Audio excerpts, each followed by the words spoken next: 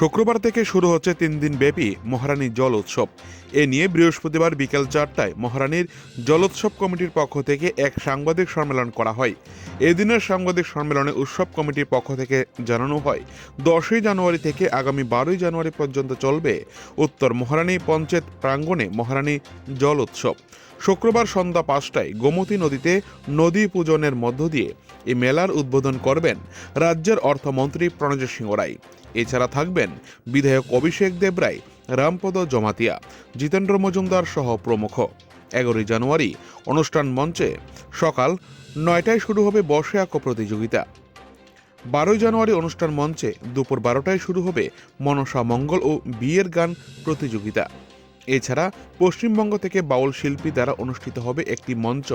পাশাপাশি রাজ্যের বিভিন্ন শিল্পীরাও অংশ নেবেন মহারানীর জল উৎসবে।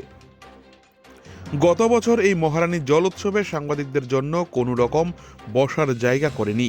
পাশাপাশি অনুষ্ঠান মঞ্চে দাঁড়িয়ে কমিটির দায়িত্বে থাকা অমল সরকার এক খারাপ ভাষায় কটূক্তি করেছিল সংবাদ মাধ্যমকে। এ নিয়ে আজকের সাংবাদিক সম্মেলনে গত বছরে বিষয়টি নিয়ে প্রশ্ন করা হলে সকল সাংবাদিকদের কাছে ক্ষমা চেয়ে নেন অমল। সব মিলিয়ে আগামী জলোৎসব নিয়ে প্রস্তুত রয়েছে মহারানী থেকে নিজস্ব প্রতিনিধির রিপোর্ট, টিভি 100 বাংলা।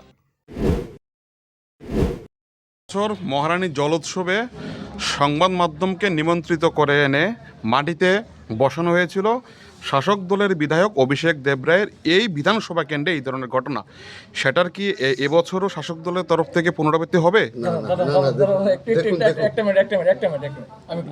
আমি গতবার আমি সাংবাদিক বন্ধুদের ভাইদের আমি অত্যন্ত শ্রদ্ধা করি, কিন্তু গতবার আমি নিজে হয়তো একটা কিছু বলেছিলাম, কিন্তু এটা আমার ভুল হয়েছে, এটা বলা ঠিক হয়নি। কারণ সংবাদ মাধ্যম মানে চতুর্থ গণতন্ত্র একটা, তো তাদেরকে সম্মান দেওয়া, রেসপেক্ট করা একটা কর্তব্য।